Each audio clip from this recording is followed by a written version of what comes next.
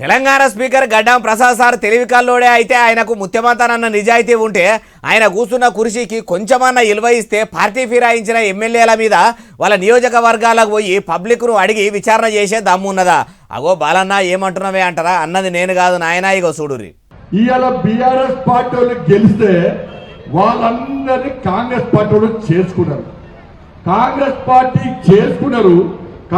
Party కండు వేసుకొని తిరుగుతున్నారు. కానీ తెలంగాణలో మా స్పీకర్ సార్ చాలా మంచోడు, చాలా నిజాయితీపరుడు, ఆ పదవి చాలా గొప్పది. కానీ కాంగ్రెస్ పార్టీలో చేరినలను కాంగ్రెస్ పార్టీలో చేరలే వాళ్ళు బీఆర్ఎస్ పార్టీ అని స్పీకర్ గారు చెప్తున్నారు.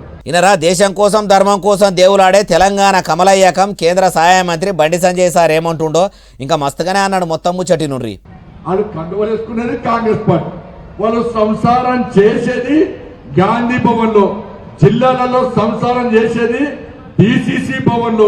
ఇవాళ కాంగ్రెస్ పార్టీ బీఫామ్లు ఇచ్చేది కూడా ఈ ఫిరాయించిన ఎమ్మెల్యేలే. అయ్యా బండి సంజయ్ సారు, ఇప్పుడు స్పీకర్ సార్ను ఏం చేయమంటారో ఆ ముచ్చట కూడా చెప్పుర్రి. నువ్వు నిజాయితీగా వ్యవహరిస్తున్నాను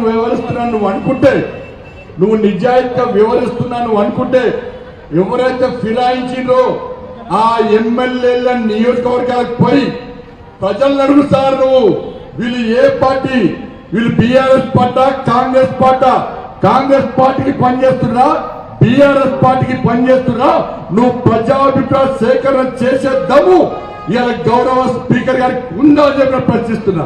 అయ్యా మరి స్పీకర్ చక్కదనం పని చేస్తలేడా అనుకుందాము. మరి దేశం కోసం ధర్మం కోసం దేవులాడే మీ కమలం పువ్వు పార్టీలకి వెళ్ళి కొందరు కారు పార్టీలకు పోతుర్రు.